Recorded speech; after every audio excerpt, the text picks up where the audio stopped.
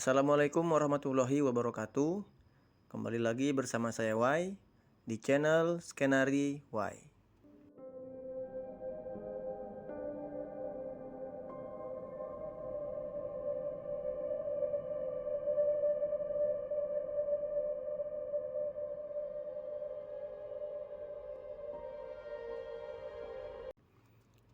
Kisah kali ini yang akan saya bawakan merupakan suatu kisah yang cukup aneh tapi cukup memotivasi kita semua. Yaitu kisah menarik yang pernah dialami oleh seorang mahasiswi muslim yang tinggal di negara Amerika Serikat. Seorang wanita yang saat itu masih berstatus sebagai seorang mahasiswi, sebut saja namanya Bunga, tinggal bersama keluarganya di Amerika Serikat. Pendidikan yang diajarkan oleh keluarga Bunga tentu saja pendidikan Islam yang cukup kuat. Hal itulah yang menjadikan Bunga sebagai seorang muslimah yang selalu menjaga jilbabnya. Amerika Serikat memang dikenal karena kemajuan dan kedikdayaannya. Tapi ada beberapa tempat di sana yang dikenal cukup rawan, yang mana di daerah itu tingkat kriminalnya masih tergolong cukup tinggi. Hal itu terjadi karena di wilayah itu narkoba, kekerasan, pemerkosaan, dan bahkan sampai pembunuhan masih sangat sering terjadi di sana. Hukum pun seakan enggan masuk terlalu dalam untuk mengamankan daerah-daerah yang rawan tersebut. Dan pada saat itu, lokasi tempat tinggal Bunga dan keluarganya ternyata terletak di dekat kawasan yang rawan itu. Tentunya sebagai wanita yang masih muda, hal itu menjadi perhatian yang sangat penting bagi Bunga agar tidak pulang terlalu malam, karena harus melewati daerah yang rawan itu. Di suatu ketika, karena urusan kampus yang memang tidak bisa ditinggalkan, Bunga terpaksa harus pulang lebih lama dari biasanya. Kondisi saat itu sudah gelap dan tentu saja ancaman semakin meningkat. Sebelum sampai rumah, Bunga harus melewati gang yang merupakan daerah yang rawan di tempat itu. Jika ada wanita yang melewati tempat itu pada malam hari, akan selalu mendapat gangguan, kekerasan, bahkan sering berujung pemerkosaan. Setibanya di gang itu, rasa takut mulai muncul dan kekhawatiran yang tinggi mulai dirasakan oleh Bunga. Pada saat itu pula, muncul pilihan untuk kembali saja ke kampus atau numpang bermalam di rumah temannya. Pilihan itu muncul agar tidak melewati daerah yang rawan itu. Tapi Bunga tentu saja tidak bisa balik ke kampus karena pada jam itu kampus sudah tutup. Dan untuk bermalam di rumah temannya juga seolah tidak mungkin karena rumah teman Bunga yang terletak cukup jauh, sementara tempat tinggal Bunga hanya berjarak beberapa meter lagi saja. Karena pertimbangan itu, akhirnya Bunga memutuskan untuk pulang ke rumahnya dan terpaksa harus melewati gang yang rawan tersebut. Sebagai seorang muslimah yang taat pada Allah, tentu saja Bunga memohon perlindungan kepada Allah. Dia berdoa, "Ya Allah, sebagaimana aku meyakini kamu ada, kamulah yang telah memerintahkan aku untuk menjaga kehormatanku, maka jagalah kehormatan ini." Bunga pun lalu bertawakal kepada Allah dan mulai jalan melewati gang yang rawan tersebut. Sesaat sebelum Bunga lewat, ada seorang wanita juga yang melewati gang itu.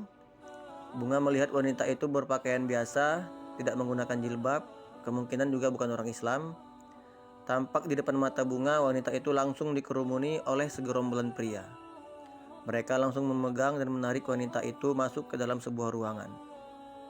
Beberapa pria terlihat berjaga di depan pintu masuk ruangan itu untuk memastikan tak ada orang yang masuk ke dalam.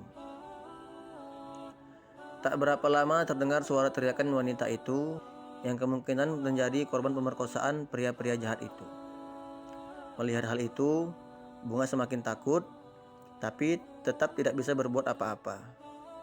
Bunga hanya bisa melanjutkan jalannya saja sambil tetap bertawakal kepada Allah.